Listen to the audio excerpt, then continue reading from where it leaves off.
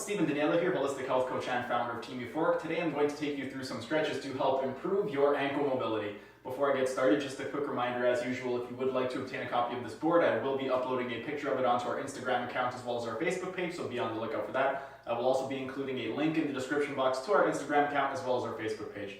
Before I get started with the demonstration, just a quick reason for why ankle mobility is going to be really important. If you do have insufficient ankle mobility, particularly for this, we are going to be working with dorsiflexion, so lifting your toes up towards your head.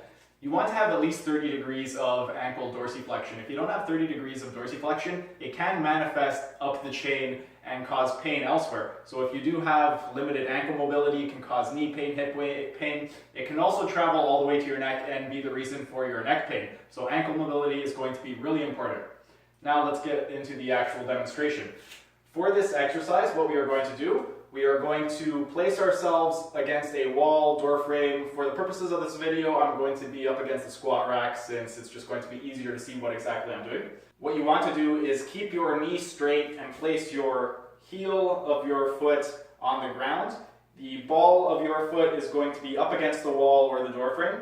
And what you are going to do is contract your glutes and your calf muscles and drive your hips towards the wall. So you're going to contract, drive your hips towards the wall. One important thing with this, and a common mistake that is made, is instead of driving your hips towards the wall, a lot of people want to get as close to the wall as possible, so they'll bend forward and drive their chest towards the wall. When you do that, you're not really getting any type of a stretch because you're no longer stretching the posterior compartment of the leg. Now you're just hinging from the waist and bringing your chest closer to the wall. So make sure that your knee is straight, you activate your glutes, and you activate your calf muscles, and then you drive your hips towards the wall, keeping your upper body straight. Once you do that, you are going to then exhale, relax, and as you relax, try and bring your hip closer to the wall. You're then going to, again, inhale as you contract the glutes and the calves, and then try and drive your hips closer to the wall if you can. Once you've gone as close as you can, you're going to hold that position for as long as your natural breath will allow you to hold it. And then you're going to exhale and try and bring your hip as close to the wall as you can. From this first position, we are now going to progress to our second position. Second position is the exact same as the first position, only we are incorporating a lateral shift to work all different angles of the gastrocnemius or the superficial calf muscle. So we are going to medially shift our body, so we're shifting our body to the inside of the knee. Repeating the process, we are going to inhale, contract glutes and calves, drive our hip towards the wall, exhale, and try and get closer to the wall. We are then going to laterally shift our hips directly over our ankle. We are going to repeat the process. Inhale, contract glutes and calves, drive hips towards wall, exhale, try and get closer. Again, we are going to repeat, so we are going to laterally shift. So now our body weight is going to be on the outside of our ankles. We are laterally shifting our hips to the outside of our ankle. We are inhaling, contracting glutes and calves, driving our hips towards the wall, exhaling, and trying to bring our hip even closer to the wall. We are going to repeat this for 2 minutes. All the positions, we are going to repeat them for 2 minutes. So set a timer, perform it for 2 minutes. Once the 2 minutes is up, you're then going to progress to the next position.